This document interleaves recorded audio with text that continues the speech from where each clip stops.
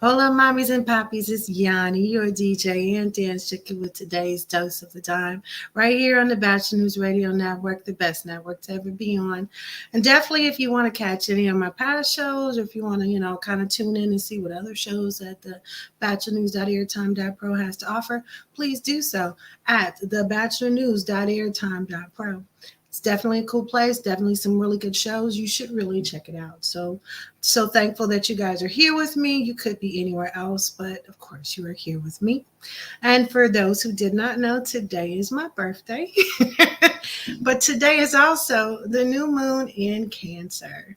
Whew, it's a lot of emotions going around, specifically with the announcement of, the overturning of Roe versus Wade, and definitely what that means to women, to our community, to um, everyone, specifically poor people. But we're going to get into that in a little bit. Okay, definitely. Um, we were announcing that there was a time change. The show has been moved to 6 o'clock, but I have other announcements later on in the show, and I hope you guys stay tuned for that. But definitely thank you for tuning in. I am a LCSW-P, meaning that I am a licensed clinical of social work, but I am on probation, barring that I pass a 4-hour test. Whew. So it's a lot of studying going on here, a lot of life stuff going on here. So definitely, something that I am definitely working on. I am a certified life coach. I have a thriving life coach business, and it's something that I've been focusing on recently, on top of trying to get myself together to pass this test. But definitely, some things that are in the works, for me that, require my whole attention, right? Definitely. Thank you, Miss Keita in Tulsa, Oklahoma. She said I could do it. All things, we create our and manifest our own destiny. And you're right. I will do it. It will happen. And that's what we're going to do. Thank you for tuning in. Again, you can join me on all my forms of social media. You can start with Yawnie Knox on Facebook, or you can go to the DJ Dime on Facebook, or absolutely you can go to our Facebook group, which is kind of thriving on taking on a life of its own. A Dose of the Dime radio show public Facebook group. You can go in there and definitely start, getting into some of the conversations, because the goal is to establish conversations within our community, but between the sexes, to kind of find out where it is that we can fix everything, right? Definitely something that I encourage everyone to do. And today, if you are following me on the StreamYard, please hit I always point to the wrong direction. That way. Hit the comment section if you have any questions, concerns, or anything that you want to throw out there for me. I'm definitely willing to listen. And if you have questions, definitely willing to answer today for sure. Okay. So with that being said, let's get into it. So the new moon in Cancer. Cancer, you guys have seen the memes. Cancer is always pictured as this crying, whining person. I'm a Cancer, obviously. My sun sign is in Cancer, and I have a few Cancer friends. And what I've noticed is that we've been harshly misjudged. To be fair, if you see me crying, clear the room. I'm about to tear it all up. And a couple of my friends are the same way. Now, with that being said, the stigma of the Cancer sign, if you've been emotional lately, that's one of the reasons why. Okay, definitely the Cancer sign is definitely something that kind of triggers emotions, kind of triggers, um, sadness, which is sad. So I'm happy that, I'm sad that that's going on, but definitely a new moon is always about beginnings. It gives you time to focus and think about the things that you have done and where do you want to go now? Where do you want to go next? Hey, shouts out to everybody on Facebook. Thank you for following me. I'm so thankful that you guys are here. So with that being said, what is next for you? What are you going to do next? What are you going to put into manifestation so that you can make happen in your life, right? That's the things that you need to be focusing on right now, today, as a matter of fact, because this is a whole new moon cycle, a time to put manifestations out there. Now, what I would encourage you to do is not to focus on what you don't want. Focus only on the things that you do and put them into positive terms. Don't say lose weight, say get healthy. Don't say get out of debt, say manage your money. There's ways that you can go around putting your state of mind into positive terms so that you can move forward in a positive manner. Because what you put out there, again, is what you bring towards you. Because it's sad to say, when you deal with the 4-year-old, because I worked for Tulsa Educare for 7 years, and this is something that I absolutely know. If you tell them, get off the table, the only thing they heard was table. So now they're on the table. Matter of fact, they're doing a dance for you at this point. So don't put out things to the universe or to God or to the creator, whomever you serve, in a negative manner, because all they heard was the last word. I know we're not talking about God as if it's a 2-year-old, but yeah, you want to put your things into very descriptive, positive terms so that you can get very descriptive, positive outcomes, if that makes sense. So with that being said, please go to my website if you have not already. It's www.thedjdime.com, where you can see my blogs and my podcasts and definitely kind of stay up on what it is that I'm doing. But what I wanted to do today was kind of talk about some things. The first thing for sure was the Roe v. versus Wade. Roe versus Wade. I don't say Roe v. It's Roe versus Wade. With that being said, there are a lot of women right now in your circle that are feeling very unsafe. And men specifically, I'm talking to you. There are a lot of women right now who are feeling unsafe. They are feeling like they do not have control, not only over their body, but over their life. Like this has come in and totally turned everything upside down and on its ear, and made people very, very weary of the government, made people very, very weary of what it is that they're doing, period. Because we don't have control. And I've been kind of on people they keep saying, oh, it's our constitutional right to control our body. It is not a constitutional right to control your body. It is your God-given right to control your body. So legislation against what it is that we can do and can't do with our body is really frustrating. And I feel that a lot of women have been, specifically with this new moon in Cancer, because again, we're talking weepy emotions, right? That a lot of people have been on edge because of it, right? And unfortunately, we have heard that this was specifically targeted because, okay, and again, no one's going to come outright and say this ever. All right. But this was targeted because 60% of abortions happen to white women. And so what we've heard, again, this is theory, conspiracy theory, that these laws were overturned because white people were in fear that they will become the minority. And yeah, I mean, that's the realistic view of it. They are going to become the minority, so that these laws were passed so that these babies could be born and that they will no longer be the minority. But here's the bottom line about this. This is not going to affect the people that they think it is. This is only going to affect poor people. This is going to affect poor people and people of color, because we just don't have access to means that other people do. They could fly to Switzerland and get everything handled, and that'll be done. And those are the people that they're looking for to not have abortions, correct? So with that being said, they're really setting themselves up. And I don't think they understand that. But it is what it is. To go further on that note, there was a lawyer in Oklahoma talking about the law specifically that Oklahoma has passed. And did you know?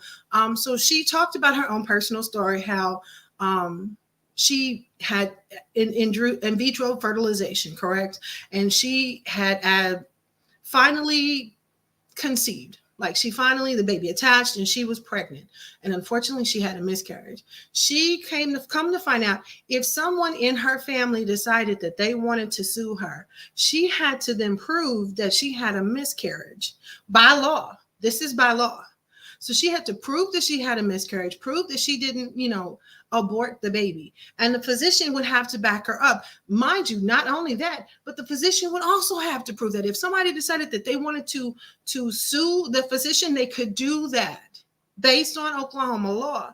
And so they made it very specific that if someone is raped, that they could not, that person, the rapist, could not sue somebody for not having his baby. However, his family could.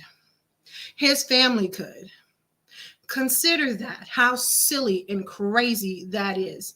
Okay, I have a comment that says, Monica said white men want to control women's reproductive rights and force them to have babies to strip away the social nets to help kids when the kids are born. And that's my problem. So you have a lot of Republican, and I'm saying, let me take that off of Republicans. You have a lot of conservatives who are pushing this agenda to control women's bodies. But they are also stripping away, as Monica said, the very nets to help the people who are in poorer situations and the people of color take care of these babies. Not only, I mean, let's consider what we just saw. Let's just consider this last month. Okay, so we just had a formula shortage, and you can't make people nurse their baby. You cannot make them nurse their baby. All right. We just had a formula shortage, so now we can't feed our babies. Then we're going to talk about, the situation in Texas. We can't protect them either. They're making it so that we cannot protect our babies. We cannot feed our babies, but you're making us have them. And the line of poverty is so low that teachers who have bachelor's degrees and master's degrees are on public assistance to even feed their own family. This is not just a situation where poor people are taking advantage of the system, which has always been a conservative thing. But no, this is a whole other situation, girl. No, I wish I were. It's my birthday, but I'm not. I'm ticked. I'm sorry, my girl in Tulsa, Oklahoma. Well, actually, she's in DC. Ask me, am I lit? I'm not lit. I am ticked off because I feel like we've been forced into this situation. Now, please understand, for my person, me and my family, we are pro-life, but I'm pro-choice. Well, how does that work? Because I can't determine for someone else what it is that they do with their body or what it is that they do with their life.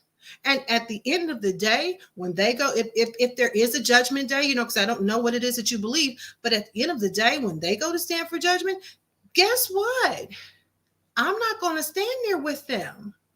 I cannot dictate to someone else what it is they do with their body, what it is they do with their life, and why is it that we are allowing people to do so. I feel like, again, women are feeling unsafe. We are feeling unsafe because we are not being listened to, we are not being heard, and we are now being told what it is that we can do with our own body.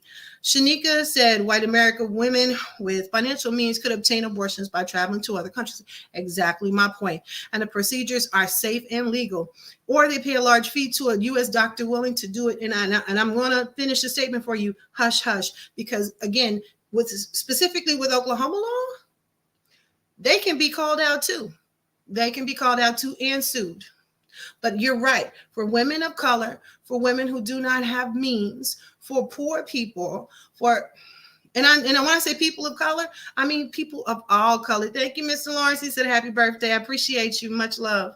But definitely, this is a situation that's going to escalate. And I saw a TikTok today. There was a woman who apparently had picketed the first Roe versus Wade court case. And she said, why am I back here? And I have to agree. Why are we back here?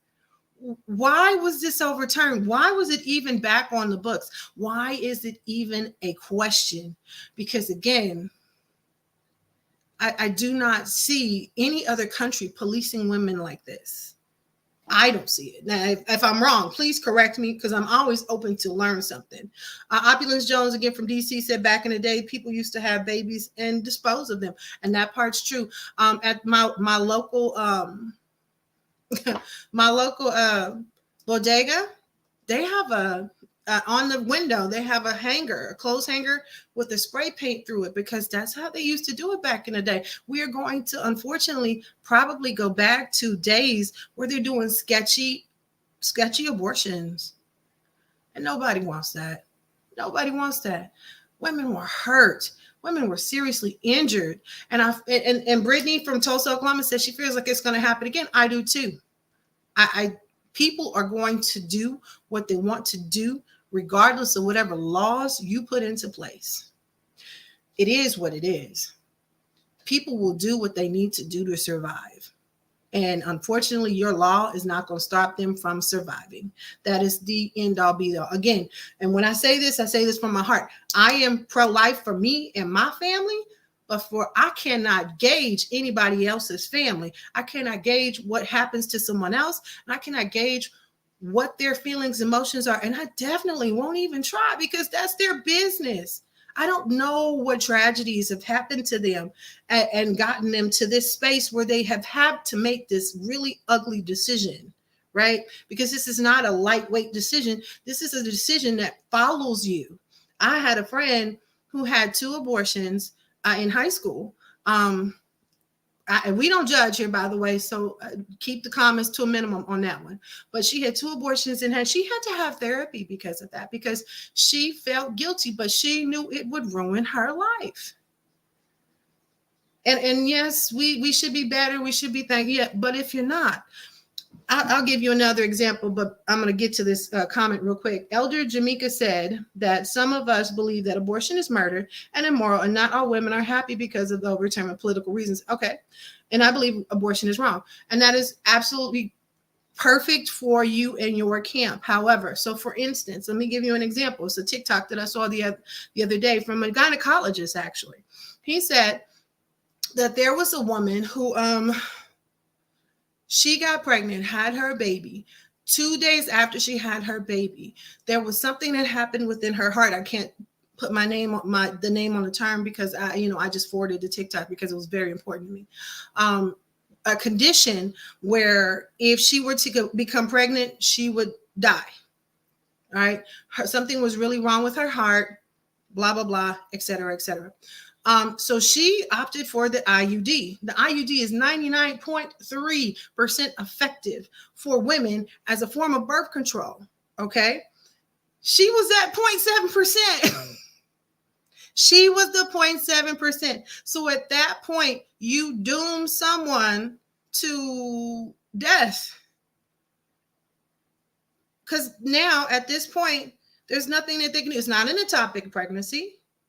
And now you're going to force her to have this baby, and she's going to die. I mean, her doctor said it. He's an OBGYN. He's like, there's nothing I can do. My hands are tied. So that's what I'm saying. There are situations that we do not know about that exist in a space where we should not be able to sit and point fingers and judge. If you feel like it's murder, then for you and your camp, no abortions. Absolutely. I'm with you. More power to you. But for someone else, please don't look at me on the outside and say, oh my God, she's doing this, because that's not fair. You don't know what's going on in this house or my friend's house or anyone else's house. I guess I'm not sure who said this, but Trump and his supporters celebrate the overturn of Roe versus Wade. Of course they do. Wherever the conservative bread is buttered. Because unfortunately, I hate to tell y'all this. I don't know how many of my people, I hope, are Trump supporters, and I hope not a lot, because I'm not 100% am not. But wherever the bread is buttered for Trump, that's where he's going to go. I don't know if no one remembers. Let me say this. Conservative people don't remember when he said that if I were to ever run for president, I would run as a Republican, because they're the most simplest people to fool. He said that, and no one seems to remember this. So it's kind of crazy. It's kind of crazy. Brittany Scott said, I am pro-life because women should have a choice, especially in pregnancy, as a result of rape, incest, and other factors. Agreed. All right. Nancy in Oklahoma. Shouts out, Miss Nancy. Oklahoma's the best. Hey, no, it's not. The law sucks here. I'm so sorry you live here with me. Rachel Stagner, Tulsa, Oklahoma, says, I have a friend who found out she was pregnant, and when she was 20 weeks along, she had an IUD, and it failed. Birth control is not 100% of the, it's not 100% effective. It's not 100% effective. Exactly. I'm not saying that on the air, but definitely. Oh, Nancy is a Trump supporter. I'm sending you love, sis. Sending you love. So with that being said, reach out to your sisters, because we're not all feeling safe right now. We're not all feeling safe at all. As a matter of fact, we're feeling like our country has absolutely turned its back on us in one way, shape, or form. and that we're kind of out here on our own. But I do need to pause for the cause and take a moment to talk to you guys about Feature Album Friday. Today's feature, or not today's, but Friday's Feature Album Friday artist is going to be Brian McKnight. So if you don't know what Feature Album Friday is, it is 30 minutes of the artist's total discography. And if I've ever crossed your mind, anytime, yeah, that Brian McKnight. Ooh, that one got so many women in trouble. Listen, ooh, they left their current spouse to be back with the back one. Listen, don't do that. But definitely, it's at 5:30 p.m. Eastern Standard Time on the Batchelor News Radio Network. So make sure you tune in. It's every Friday, and every Friday they'll have a different artist. And that's on the batchelornews.airtime.pro. So make sure you check that out. And definitely every night they got Whisper Softly. And that's every night with the exception of Saturday night. So Sunday through Friday. It starts at 8 p.m. Eastern Standard Time, 7 p.m. Central. And what it does is kind of like the Quiet Storm, but the Batchelor Net's, the Batchelor Network's version of it. So definitely check that out. Make sure you check it out. Turn it on. Let it fill your house with soulful, sensual, sexual sounds of just satisfaction. Hey, check out my assimilation. So definitely check that out again. That's 8 o'clock Eastern Standard Time, Sunday through Friday. So moving on. Wanted to talk with you guys about the reason why I started A Dose of the Dime, right? Why it is that I started A Dose of the Dime. A Dose of the Dime was started because so the primary reason was because of my divorce. My divorce put me in a space that I had never been before. I always have a plan. I always have some way to get to point A to point B to point C to whatever. But I had nothing because the rug was pulled out from under me. All right. So with that being said, I had specific people come out of nowhere to help. And that was a beautiful thing. I loved that thing. But I realized that emotionally, I had no one to support me, help me, talk about it, get it together, try to focus on loving myself again. I had to do that all on my own. And luckily, I had been a self-help junkie since I was, 18? I had overdosed on the Niala Van Zandt books, and then it moved on to, Lisa Nichols. I am always into some self-help books. I love self-help books. So I utilize those to help myself get to a space where I could be better. But I want you to understand that if you trust the plan in front of you, that it can work itself out. Everything will work itself out. If you take advantages of the opportunities that come to you, and if you pay attention to the things that you need to let go, you need to do that. Okay, wholeheartedly. So let me talk to you about how it was that I came about. So I am the product of a pregnancy that happened in the 70s with a woman with blonde hair, blue eyes. She was half Native, half Caucasian. And then my father, who was Creole and Black. Okay. So with that being said, listen, she knew that it was pretty tricky to, maneuver around that. So I ended up being placed for adoption. Now I want you to pause right there, and I want you to go back a little further. My adopted mother, she was a nurse. She was one of the first Black nurses in Tulsa. She was sick with leukemia as a child. Okay. She missed a lot of school, 4 years to be exact, because she had leukemia. So because she missed 4 years of school, she ended up going to school with her sister, her younger sister. And that is how she met her husband, George Knox. Now, George Knox was a player, actually. And let me tell you what happened. So my dad waited until he saw my mom on a date with a guy. And so he waited until the guy got up, slipped into the little booth, and got her phone number, right? And he said God told him that she was going to be his wife. And she said, okay, prove it. And so fast forward 6 months, they're married. So again, back to, she's the first Black nurse at Tulsa, Oklahoma Osteopathic Hospital. She meets my biological mother, who is now giving birth, but she is going to put me up for adoption because, again, she lives with her parents who are not as accepting of the situation as anyone else would be in the 1970s. Okay, go. You guys get where I'm going. All right. So my mom, Hattie, we'll just call her Hattie. She could not have babies, and so she was allowed to talk to my mother, and they were allowed to take me home. Had my mom not answered the phone, because my mom had worked, Hattie had worked all day, and she works in labor and delivery. Had she not answered the phone to come back, because I was a very much so at risk birth, had she not even been there that day, had anything else come about, I would have missed that whole chain of events. Now, understand something. When you are just trusting the process, everything that is meant for you will fall into your lap. And that's where I want you to stay.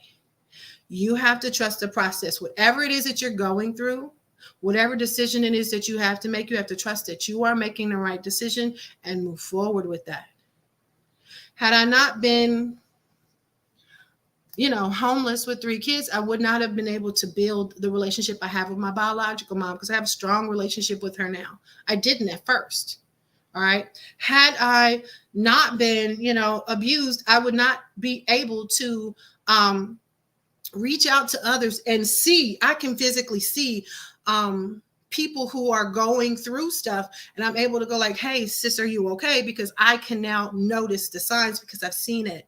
Also, and let's, I'm sitting on a place of vulnerability here, so I'm just going to be open and share this.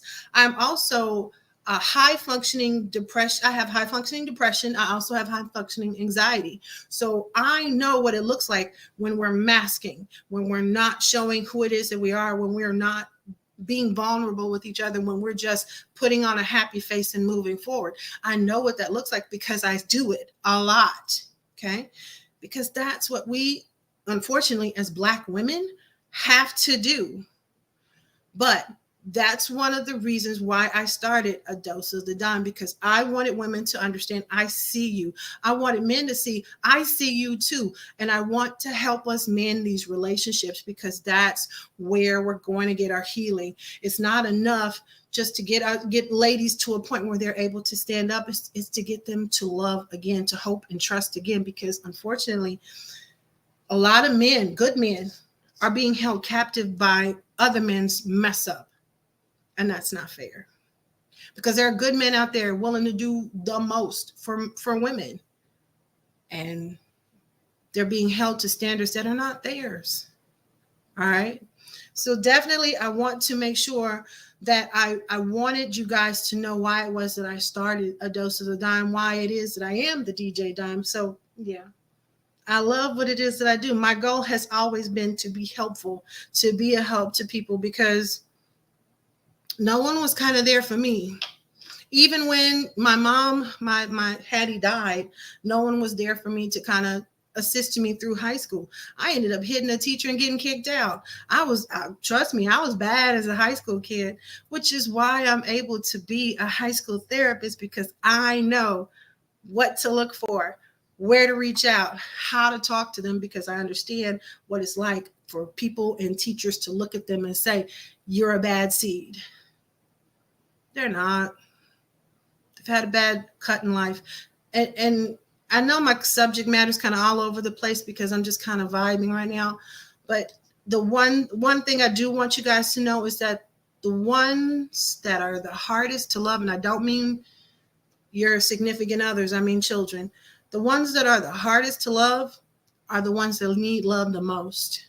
And so when you deal with children who are acting out, being defiant, pushing forward in ways that make you want to react, it's because they are lacking that love, because they are lacking that guidance, because they are lacking that confidence in themselves, and because they do not feel like anyone has their side anymore. So those kids that are the hardest to love are the ones that need love the most. And that's where you have to stay, because if you don't, you're going to knock them out. So definitely, these are some things that I definitely want to make sure that we talk about, right? All right, so another thing that came up over the week, and I only got maybe about 5 minutes left, so let's vibe and talk about this.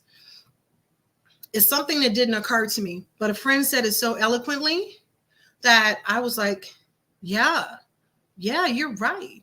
So we talked about before, and there's been several shows that I've done where we talked about red flags, right?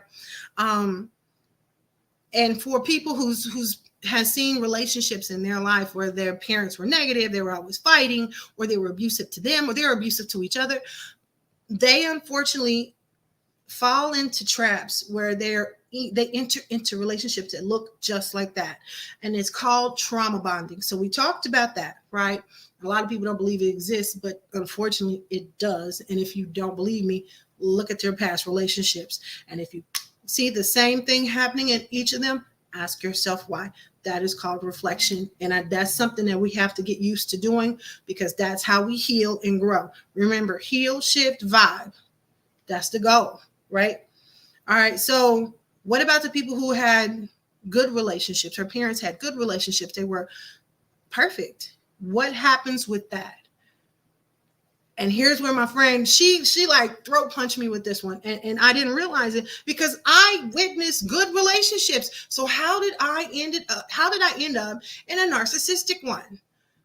Because I didn't know, one, what a red flag was, and two, what it looked like, and three, what does it mean? So if you're in a good relationship, if your parents had a good relationship, it's going to be hard for you to identify, oh, that's a red flag. That means he's so and so and so and so, because you didn't experience that. And for me, that's 100%. That's 100% across the board. I didn't know what red flags to look for to know that this situation was bad. I didn't. And so when we deal with people who are helpers, or people who are smart, or people who had positive relationships of their own, and they wonder how they got into this ugly mess, give yourself grace, because either you are trauma bonded into it, even though you said you would never do it again or never be in a relationship like that, or you didn't even know what to look for. And that's one of the reasons why I feel like I exist, was because I was supposed to let people know, hey, these things mean walk away. When you start collecting red flags, that means it is time to move around. And that's where I want you guys to be. That's the vibe that I want to get out. And definitely, I appreciate you guys for hanging out with me and listening to me. Even you, Nancy, I know you're probably not liking me because I talked about Trump, but that's okay. I love you anyway. But definitely, I'm thankful that you guys have showed up for me. This is unfortunately going to probably be my last show. I am going to take time to do what it is that I need to do to get my license together and to make sure that my family still is provided for. I'm not saying this is a break forever, but definitely it is a break for now, because I am juggling a lot of stuff, and it is starting to affect me. Because again, as I've been very vulnerable, I have high functioning depression. I also have high functioning anxiety. And sometimes it's hard for me to control. Specifically today has been horrible. And it's my birthday. So I've been all over the place. So with that being said, I appreciate the love that is given to me. Thank you guys for supporting me as much as you have done so. I appreciate all the love that has been given to me. And I appreciate this network for giving me a chance to even come out and talk about the things that are important to me. And definitely Facebook, I love y'all. Y'all know, listen, down like 4 flat tires. I will be here. I just will be doing other things. So sending you love. And again, not necessarily forever, but definitely for now. So thank you guys for hanging out with me, and I appreciate you so much. I do want to leave you with an affirmation, although I think I tossed my card. Okay. So definitely the affirmation is, I am ready for the next chapter of life. Specifically on this new moon, specifically on my birthday, I want you guys to say, I am, because when you say I am, it's a very powerful vibration. You are claiming it. I am ready for the next chapter of life. And trust the process, you guys. It's there for you. Trust your intuition. Trust the spirit within. Do what you got to do. I'm sending you love. Thank you for hanging out with me, and I wish you the best. And thank you for joining me right here on the Batchelor's Radio Network. Sometimes we fall.